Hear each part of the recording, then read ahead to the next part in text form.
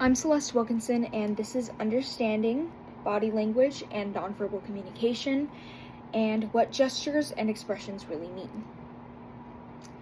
Before anyone speaks, their body is already sending information. A smile, crossed arms, a raised eyebrow, these are all signals that appear instantly, and they happen before any communication and words are exchanged. Nonverbal communication is a constant part of our daily life.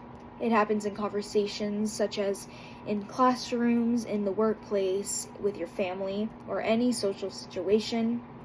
Most of the time, people are not even aware that they're doing these nonverbals.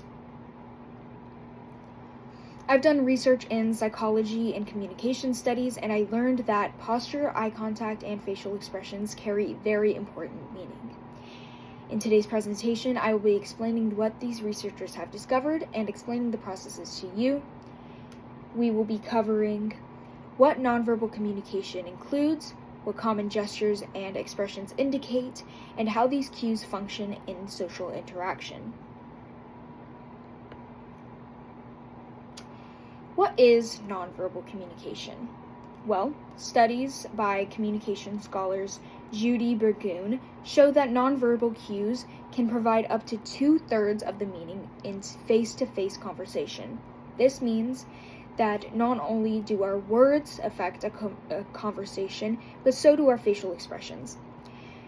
Researchers Mark Knapp and Judith Hall explain that nonverbal communication includes facial expressions, gestures, posture, eye contact, touch, and vocal qualities such as pitch and tone. Some of these signals are intentional, like flashing a smile, but some of them are unintentional, like jittering or bouncing your leg when you're nervous. Psychologist Paul Elkman's research identifies that there are 6 universal facial expressions: happiness, fear, disgust, anger, and surprise. These expressions appear across many cultures, which suggests that humans share similar biological patterns for expressing their emotions, and that we are a lot more similar than we think. Now that the major types are clear, here are some specific examples and what the studies say about them. Gestures and expressions, and what do they mean? Well, first we're going to start with facial expressions. Facial expressions communicate emotion extremely quickly. In the Journal of Nonverbal Behavior, Elkman and Friesen describe microexpressions, very fast facial movements. They say that less than a second can appear before a person becomes aware of them, and different emotions activate different facial expressions. For example, happiness involves raised cheeks and eye crinkling, fear widens the eyes, and disgust scrunches the nose and raises the upper lip. It's important to note that sometimes microexpressions don't match what we're saying, and that's how you can identify someone's true intentions behind what they're saying. These patterns are consistent and have been documented across many studies. Now for gestures and posture. Gestures also carry meaning. Research from the American Psychological Association notes that gestures can signal comfort, discomfort, or emphasis. For example, crossed arms often link to boundaries of self-protection, while relaxed shoulders tend to appear when a person's at ease. A University of Chicago study found that using hand gestures can help people think through problems. People who gesture while explaining things can help organize their thoughts more clearly. Posture communicates as well. Leaning forward can show attention, while leaning back can signal distance or discomfort and hesitation. Turning the body towards somebody while someone is speaking can show interest, while turning away from someone while speaking can show withdrawal. Next is eye contact. Eye contact is one of the most major nonverbal cues.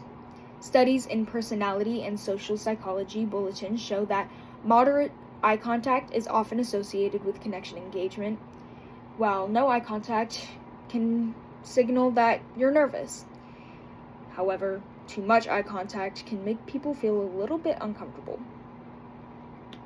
In some cultures, long eye contact is very polite, and in others, it can be seen as disrespectful, so it's important to mind cultures as well. Research shows that people rely on eye contact to manage turn-taking in conversation and signal their attention. Now that gestures and expressions are covered, we can see how these apply themselves into conversation. This is how nonverbal communication shapes social interaction.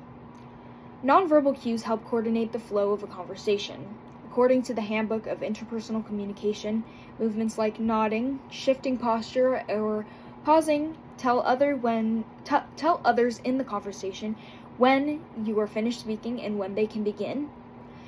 In a 2021 study in Frontiers in Psychology found that people who recognize nonverbal cues accurately tend to understand emotions more clearly during interactions. This makes communication a lot smoother because it helps avoid misunderstanding and notice when people's feelings are not spoken out loud and shows what their actual intentions behind their communication is. Researchers also study incongruent cues, moments when words and body language do not line up. For example, someone may say, "I feel calm," but the signs of tension in their voice and in their posture can say otherwise. These mismatches suggest more than just one emotional state can be present. Nonverbal cues also play a role in empathy. Many people naturally mirror the posture or expression of the person that they're communicating with. Mirroring is a process that is associated with the shared emotional understanding and appears automatically in social situations. In conclusion, this presentation explained three main areas of nonverbal communication. The channels it includes, finding out common gestures and expressions, and how these expressions and gestures are applied in our communication and conversations. Nonverbal communication happens continuously, whether or not people are aware of it. It provides information about emotions, thoughts, and relationships that we didn't even think to recognize. Research across psychology and communication studies shows that these signals contribute significantly to how people understand one another and how we can understand each other deeper and move forward without misunderstanding in most communication and conversations. Thank you. Here are my references. Thank you.